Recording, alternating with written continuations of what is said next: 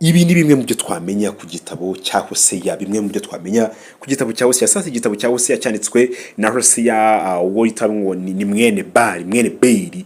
Izina Hoseya bundi risobanuye Uwiteka arakiza. Hoseya cyanditswe birumvikana ageza mu zabukuru mu kinyejana cya munani muri za 725 cyangwa se 725 mbere ya Yezu, mbere yuko abashuri bajyana cyangwa se bajyana Abisiraheli aho iminyago. Sasa rero muri iki gitabo Hoseya akunda gukoresha ijambo Abefurayimu ashaka kuvuga Abayisiraheli. Sasa Hoseya birumvikana yandikiye mu gihugu cya Isiraheli kandi ubutumwa bwe bwarebaga Abayisiraheli. Sasa muri icyo gihe cyase mu gihe basengaga ikigirwamana cyitwaga ngo ni Bari cy'Abanyakanani, bibwiraga ko gitanga ibyara hamwe n'uburumbuke. Sasa bari bamaze guca ukubiri n'amategeko ya Mose, bari bamaze rero kandi kwangiza umurongo wategetswe no gutambaho ibitambo. Sasa mu by'ukuri ikibazo cy'ingutu Hoseya yibandagaho ni ugusenga ibigirwamana. Hoseya rero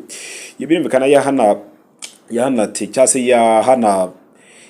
yanateguye cyane ku ngoma z'abami bane. Birumvikana abazami bane bategekaga ibuyuda aribo Uziya, Yotamu, Ahazi, Hezekiya. Naho birumvikana nabo mu bwami bw'amajyaruguru Isiraheli birumvikana hategekaga Yerobowamu cyangwa yo bitani Yerobowamu wa kabiri. Sasa rero bimwe mu biri mu gitabo cya Hoseya. Sasa rero igikuru tubona mu gitabo cya Hoseya ni ukwemeza Abisiraheli ko bakwiye kwihana bakanagarukira Imana yabo, kuko birumvikana bayigomeye bakareka kwizera ahubwo bakayoboka ibigirwamana. Nyamara burya ngo kubw'urukundo ibafitiye ntiyabaretse, yakomeje kubihangana cyangwa se kubingingira kuyigarukira. Sasa rero umugore wa Hoseya w'umusambanyikazi birumvikana ageranwa n'Abisiraheli bakurikiye gusenga ibigirwamana. Hoseya rero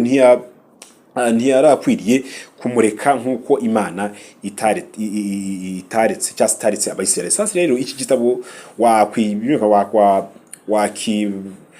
wakigabanyamo ibice bibiri. Ugomba mu yandi magambo icyambere wenda iby'ubuzima bwa Hoseya, hanyuma mu iki gice dusangamo cyane iby'ubuzima bwa Hoseya. Imana yamutegetse kurongora Maraya, mu yandi magambo Imana yamutegetse kurongora Maraya. Sasa iryo jambo rirakomeye ndetse benshi baritangaho insobanuro zitandukanye, kuko bavuga ngo Imana yera ntiyari gutegeka Hoseya kurongora Maraya cyangwa se kurongora indaya cyangwa se Maraya, bigatuma rero bavuga bati uwo mugore yaba yarabaye Maraya, Hoseya yaramaze kumurongora, mu yandi magambo mugore kaza kuba Maraya nyuma. Sasa icyo gihe icyo dukwiye kumenya ni uko urukundo rw'Imana rukomeye, nk'uko Imana yatweretse, nk'uko yihanganiye Abayisiraheli. Sasa rero kwiyo igihe Abayisiraheli basengaga izindi mana byari bimeze nk'uko uwo mugore nawe yari Maraya. Burya ngo Hoseya yari akwiriye kumukunda. Rero ikindi tubona ni uko naho Abisiraheli bava ku Mana, nabo bava ku Mana yabo yo itabaretse, yakomeje kubasezeranya ibihe byiza. Sasa mu by'ukuri urubyaro rwa Hoseya na Gomera, ibyo bitanu na Gomera narwo rumekana rushushanya guhana. Imana rero yagombaga guhana Abayisiraheli mu gihe banze kuyigarukira cyangwa kuyigarukira.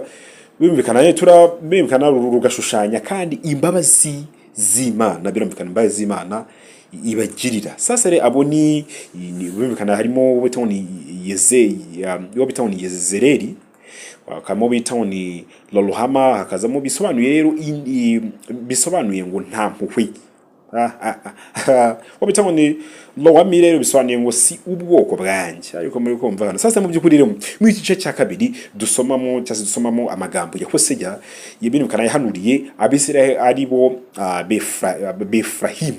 Imana ubwo rero kuvuga ngo Imana yarabagabaye cyangwa yarabagaye cyane kubera bayiretse bagakurikiza izindi mana zitari ububasha se zitagira ububasha. Ibyo rero birumvikana ibyo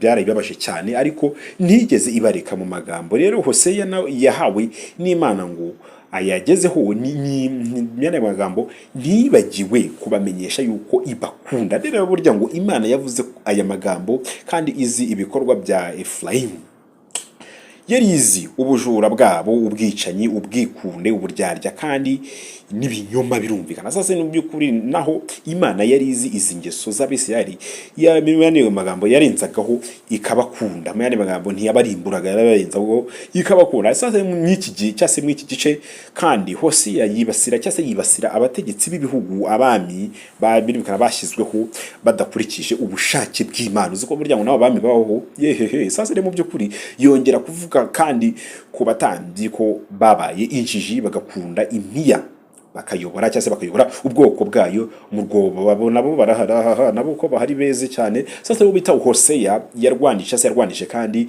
ubushyamirane buri mu baturage burangwa n'ukuntu abakomeye bakandamiza rubanda. Ibyo nabyo bireze bakandamiza rubanda rugufi.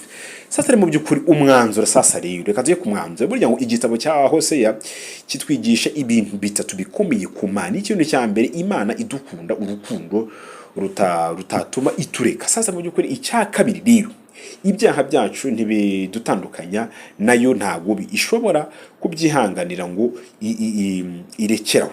Sasa icya gatatu ukwiye kumenya kiragira iti Imana ikomeza kudushakashaka no kuduhendahenda kugira ngo yani magambo kuduhendahenda kugira ngo tubiveho bye byatubireke. Sasa rero mu by'ukuri yemwe murasobanukiye cyane.